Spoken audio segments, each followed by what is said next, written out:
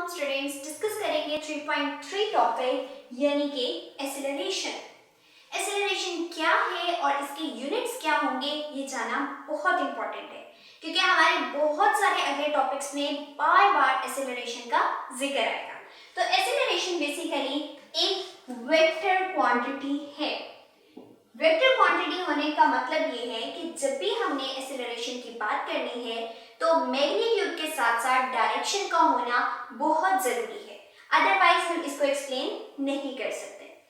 Acceleration की definition है time rate of change of velocity, यानी कि अगर वेलोसिटी चेंज होती जा रही है टाइम के साथ साथ तो हमारे पास अब एक्सेलरेशन आ जाएगा।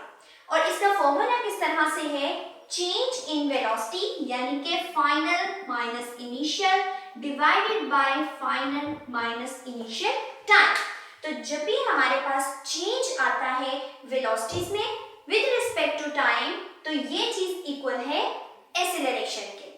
चूंकि अब ये वेक्टर क्वांटिटीज हैं तो हर एक के ऊपर एरो हेड लगा दिया गया है। चूंकि वेलोसिटी भी एक वेक्टर है, एक्सेलरेशन भी एक वेक्टर क्वांटिटी है, तो दोनों के ऊपर एरो हेड लगाना बहुत ज्यादा जरूरी है।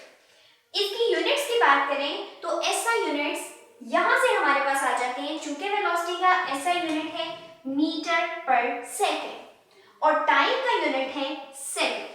जब इस टाइम को ऊपर लेके जाएंगे सेकंड को तो इसकी पावर पहले पॉजिटिव थी, ऊपर जाके अगेन नेगेटिव हो जाएगी।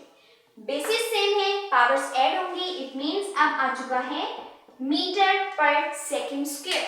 तो एक्सेलरेशन का यूनिट है मीटर पर सेकंड स्क्वायर। अगर इसकी डायमेंशन की बात की जाए तो वेलोसिटी की डायमेंशन है L(t)-1।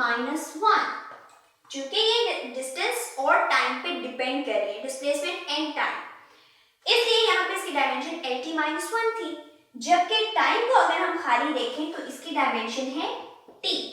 जिस तरह हमने यूनिट्स के केस में किया था इसी तरह से अगर t को ऊपर लेके जाते हैं इसकी पावर नेगेटिव हो जाएगी। इट मींस कि अब ये बन जाएगा t-1।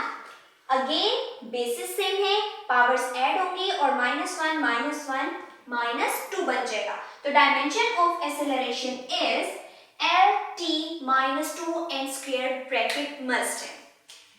अब यहां तक हमने सारी पॉजिटिव एक्सेलरेशन की बात की कि एक्सेलरेशन किस तरह से फाइंड आउट कर सकते हैं, क्या क्या पैरामीटर्स चाहिए।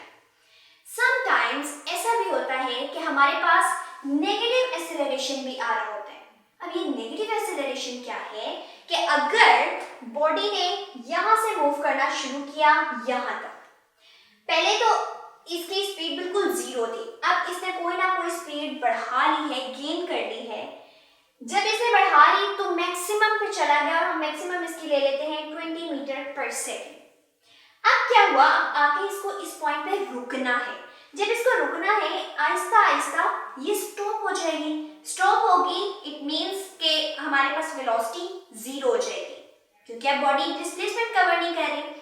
ऐसे केस में जब यहाँ पे आते आते सब कुछ जीरो हो गया मींस फाइनल वेलोसिटी जीरो है, जबकि इनिशियली अगर यहाँ से मेजर कर रहे हैं तो 20 मीटर पर सेकंड है।